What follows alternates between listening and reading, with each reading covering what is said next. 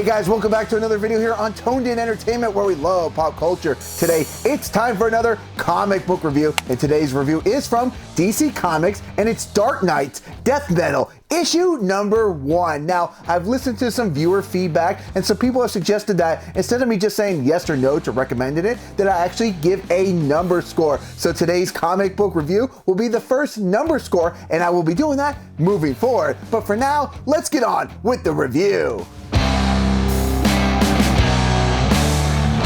Now on the opening page, we meet a badass gun-toting soldier by the name of Uncle Rock. He comes off as a take-no-crap type of guy, but he loves kicking ass at the same time as well, as he yells out, "And we're gonna have some fun doing it. Hoorah!" Now even during this short introduction to Uncle Rock, we only see him as a pretty muscular guy, but we will learn more about this later. We follow Wonder Woman's travel through hell, where there are several of DC's baddest villains, such as Captain Cold and the Joker, being held captive under the watchful eye of a decrepit Swamp Thing who looks like he could turn into a pile of ashes at any moment. We find out that the world above is being ruled by the Cape Crusader, as Joker gets in trouble with Swamp Thing for wearing some Batman shades. Swamp Thing threatens to throw the Joker into the pits, with the Joker replying, "Go ahead, the world up there is ruled by Batman, so down here to me is Paradise Island." Now speaking of Batman, we're introduced to 3 of them all at one time. There's a pretty badass red looking Batman, a middle-aged Batman, and even, yes, a half robot, half dinosaur version of Batman that apparently is the host to Bruce Wayne's consciousness. Now things are about to get even weirder, as Gotham is being run over by goblins that look like Robin and dragons with Joker's heads on them. We then meet the mastermind behind the operation, at least from down on the ground, and that's Laughing Batman, who has his troops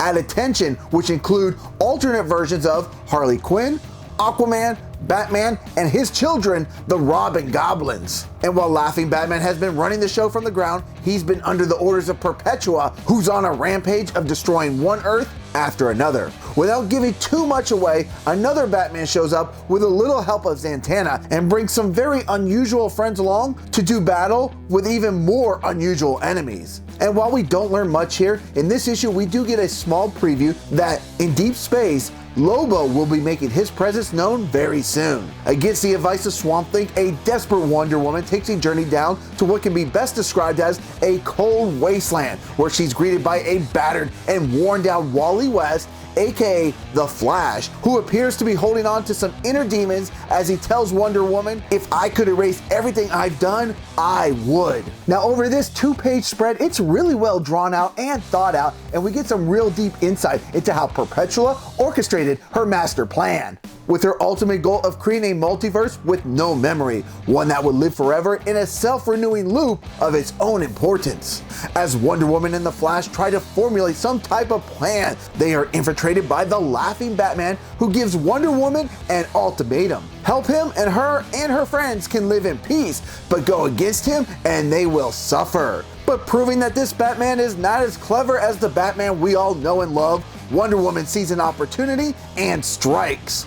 But as you might have figured, this is all part of a bigger master plan, as we see that the middle-aged Batman was in on the plan, and he tells the Groblins it's now to prepare the body of the final Bruce Wayne. On the very last page of this comic, we catch up with Uncle Rock, who is greeted with Batman, who tells him, "Come on, the fight's happening now." As Batman carries off the legless Uncle Rock, he tells him, "One last fight, everyone together."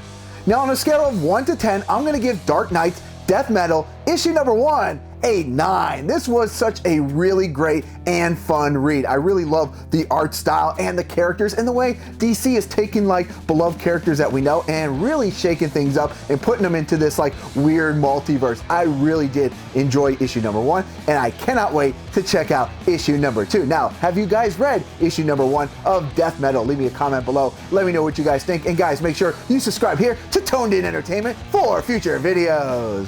Subscribe to the channel. Do it. Go now. Do it now.